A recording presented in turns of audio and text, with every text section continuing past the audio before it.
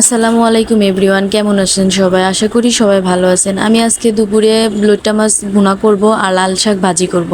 তো আমি চুলার উপর একটা কড়াই বসিয়ে নিয়েছি, নিয়ে লাল শাকগুলো দিয়েছি, দিয়ে পেঁয়াজ মরিচ রসুন আর পরিমাণ মতো লবণ দিয়ে দিব, দিয়ে শাকটা ভালো করে ঢাকনা দিয়ে ঢেকে দিব, দিয়ে কিছুক্ষণের জন্য রেখে দিব। এরপর কিছুক্ষণ পরে আমি ঢাকনাটা উঁচা করে লাল শাকগুলো ভালো করে নেড়ে দিব।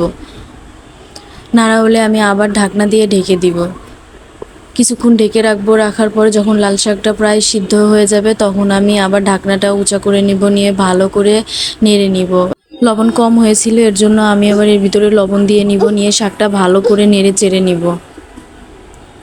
নাড়া হলে আমি শাকটি নামিয়ে নিব, নিয়ে চুলার উপরে আরেকটা কড়াই বসিয়ে নিব, নিয়ে পরিমাণ মতো তেল দিব, দিয়ে পেঁয়াজ রসুন কুচি দিয়ে দিব, দিয়ে ভালো করে নেড়ে নিব।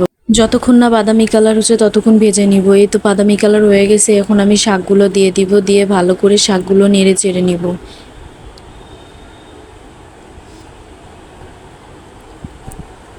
তো এই তো আমার শাকটা ভালো করে আমি নেড়ে চেড়ে নিয়েছি, আবার আমি ভালো করে নেড়ে দিব।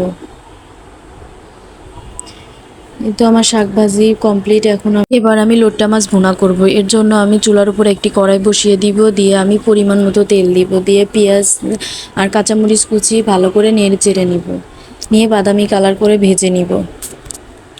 পেঁয়াজটা ভাজা হলে আমি এখানে পরিমাণ মতো আদা রসুন বাটা দিয়ে দিব, দিয়ে ভালো করে নেড়ে চেড়ে নিব। এর ভিতরে আমি পরিমাণ মতো লবণ দিয়ে দিব, দিয়ে সামান্য কিছু পানি দিয়ে ভালো করে নেড়ে নিব।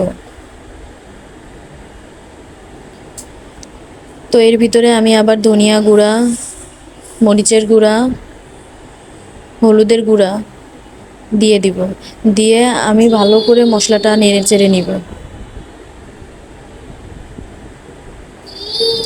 মশলাটা ভালো করে নাড়া হলে আমি এর ভিতরে সামান্য কিছু পানি দিব, দিয়ে মশলাটা ভালো করে জাল করে নিব। তো এই তো আমার মশলা দিয়ে তেল ছেড়ে দিয়েছে। আমি এখন এই মশলার ভিতরে মাছগুলা দিয়ে দিব, দিয়ে মাছগুলা ভালো ভালো করে নেড়ে চেড়ে নিব। কিছুক্ষণ আমি চুলার উপরে বসিয়ে রাখবো, এরপরে মাছ দিয়েই পানি ছেড়ে দিবে। আমি এখানে আলাদা করে কোনো পানি ইউজ করি নাই।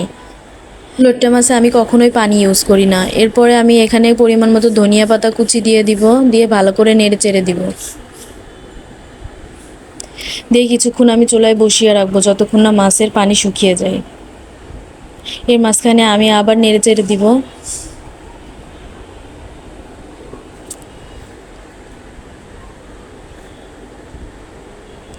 এই তো আলহামদুলিল্লাহ আমার মাছ রান্না কমপ্লিট। আর তরকারিটা খেতে অনেক মজা হয়েছিল। তো সবাই ভালো থাকবেন। আল্লাহ হাফেজ। আসসালামু আলাইকুম।